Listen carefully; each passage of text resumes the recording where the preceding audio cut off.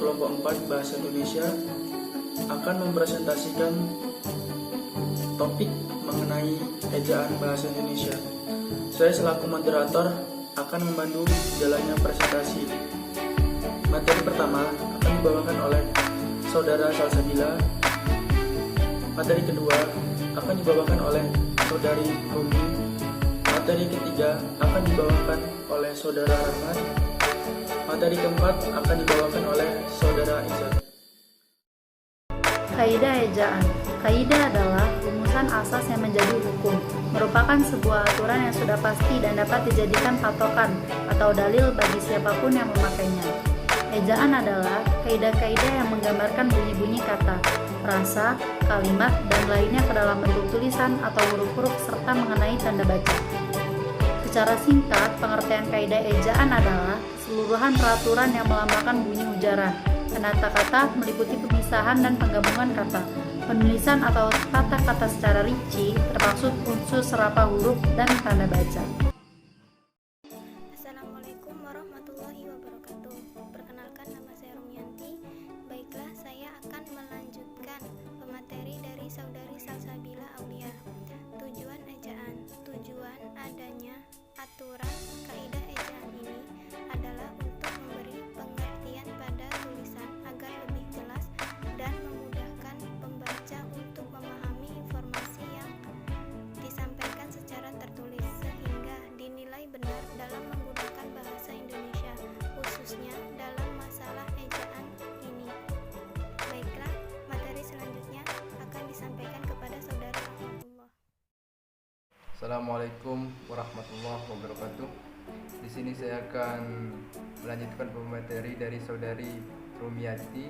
Langsung saja. Fungsi ejaan. 1. Sebagai landasan dari tata bahasa. 2. Sebagai landasan dari kosakata maupun peristilahan. Yang ketiga, sebagai alat penyaring dari unsur-unsur bahasa lain, baik secara kosakata maupun secara istilah ke dalam bahasa Indonesia. Sejarah ejaan. Sejarah ejaan meliputi 6 poin. Yang pertama, ejaan Van Oomhuijsen. Yang kedua, ejaan Suwandi. Yang ketiga, ejaan pembaruan. Yang keempat, ejaan Melindo. Yang kelima, ejaan LBK. Yang keenam, ejaan bahasa Indonesia yang disempurnakan. Kemudian F, pemakaian huruf. Pemakaian huruf ini meliputi huruf abjad, vokal, konsonan, diftong, kapital, dan yang terakhir huruf tebal. Kemudian G, contoh-contohnya.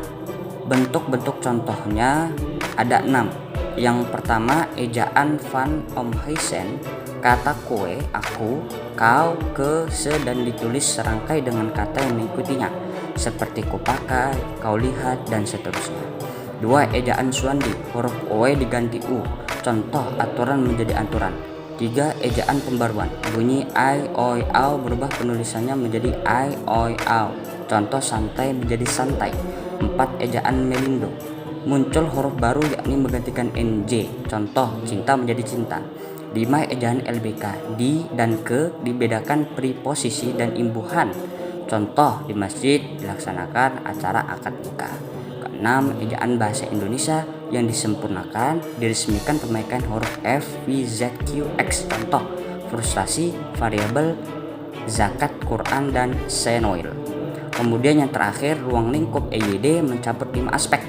Yang pertama, pemakaian huruf, penulisan kata, penulisan unsur. Yang terakhir, pemakaian tanda baca. Ejaan bahasa Indonesia yang disempurnakan dikenal paling banyak menggunakan huruf abjad. Sampai saat ini jumlah huruf abjad yang digunakan sebanyak 26 buah. Sekian, terima kasih. Baiklah, kesimpulan dari presentasi kali ini adalah ejaan bahasa Indonesia disingkat EBI adalah ejaan bahasa Indonesia yang berlaku sejak tahun 2015 berdasarkan Peraturan Menteri Pendidikan dan Kebudayaan Republik Indonesia. Ejaan bahasa Indonesia yaitu pemakaian huruf abjad yang dipakai dalam bahasa Indonesia terdiri dari 26 huruf, yaitu 21 huruf konsonan, dan 5 huruf vokal. Semua huruf dapat digunakan secara umum dalam kata, kecuali huruf Q dan X. Keduanya khusus diperlakukan untuk nama dan keperluan ilmu. Di dalam bahasa Indonesia terdapat pengombinasian dua huruf vokal yang disebut dengan huruf diftong. Pengucapan bunyinya dilakukan secara luncur dan tingginya tidak sama. Dengan kata lain, huruf vokal pertama pembunyiannya tinggi, sedangkan huruf vokal kedua rendah. Huruf diftong ditambahkan dengan AI, AU, dan OI. Menggunakan huruf kapital dan miring. Huruf kapital sangat penting digunakan untuk awal kalimat, nama jabatan, dan huruf miring dalam mencetakan dipakai untuk menuliskan nama buku, majalah, dan surat kabar yang dikutip dalam tulisan. Penulisan kata depan digunakan sebagai kata penghubung yang posisinya di depan satu kata. Sekian.